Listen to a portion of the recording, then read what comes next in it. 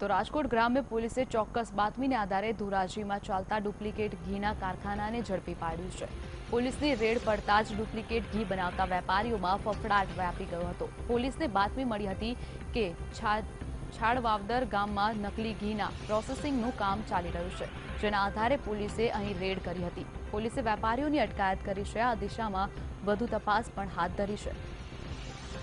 તો જે રીતે તહેવારો નજીક આવી રહ્યા છે ત્યારે દરેક જગ્યા પર દરોડા પાડવામાં આવ્યા છે। દરેક ખાદ્ય સામગ્રીનો તપાસ કરવામાં આવી રહી છે। જેમ કે શ્રાવણ મહિનો ચાલી રહ્યો છે, ત્યારબાદ રક્ષાબંધન અને ત્યારબાદ સાતમ આઠમના તહેવારો નજીક આવે છે, ત્યારે આ પ્રકારના દરોડા પાડવામાં આવી રહ્યા છે। ત્યારે એક બાદ એક દરેક જગ્યાએ આ પ્રકારના ડુપ્લિકેટ ખાદ્ય સામગ્રીઓ સામે આવતી નજરે પડી રહી છે।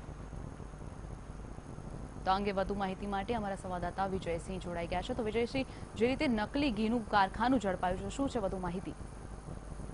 શિવાંગીની વાત કરવામાં આવે તો ખાસ કરીને જણાવી દઉં તો રાજકોટના ધોરાજી તાલુકાના છાડવાવદર જે ગામ છે, જે ગામમાં જ એક તબેલો હતો અને જે માલધારીનો જો એક મકાન હતું, ત્યાં ડુપ્લિકેટ ઘી અને દૂધ બનાવવાનું જે કારખાનું એલસીબી દ્વારા રાજકોટ રૂરલ એલસીબી દ્વારા રેડ કરી તેમને પકડવામાં આવ્યું છે અને ત્યારબાદ તેમની આગળની કાર્યવાહી પણ કરવામાં આવી છે। ખાસ કરીને જણાવી દઉં તો મોટી માત્રામાં પાવડર અને તમામ સામગ્રી પણ નો જથ્થો પણ કબજે કરવામાં આવ્યો છે અને હાલ તે એલસીબી તપાસ ચલાવી રહી છે।